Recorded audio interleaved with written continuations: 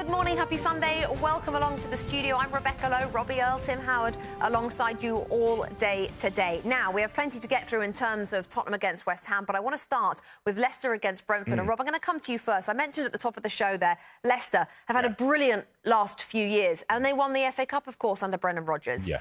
But they're 12th. How has that happened?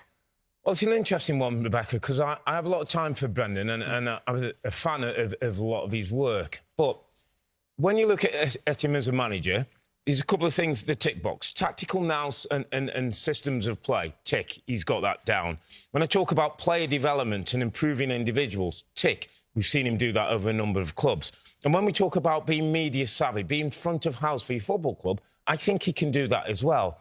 But then I'm going to jump to the elite. I'm going to jump to Klopp, to Pep, to Tuchel, put Conte in there. But they have all those things, but there's an added ingredient. There's an X factor. There's a drive, a steel, and a fairness that they have in their football clubs that keeps players, top players, on their toes.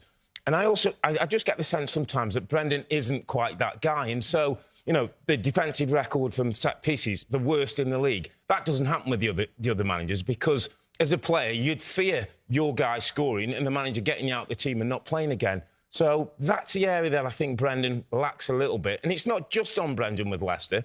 I'm just going to a few of the players whose drive and self-motivation doesn't look quite what it should be. I'm talking about Maddison, Perez, Iheanacho. Soyuncu's had a difficult time of things. Some of those players haven't quite gone on maybe as we thought they would. So combination of that drive from the manager and a little bit of inner drive from the players is probably why we're seeing a little bit of an inconsistent season. And Tim, when you look at Brendan Rodgers, he's had a very good career, but this season it's not a blip because they've not been great since the first ball was kicked back in August. Has this season affected the way you look at Rodgers? It's not affected the way I look at Brendan Rodgers. I'm in the camp with Robbie. I like him. I have a lot of time for him. I think he's a very good football manager.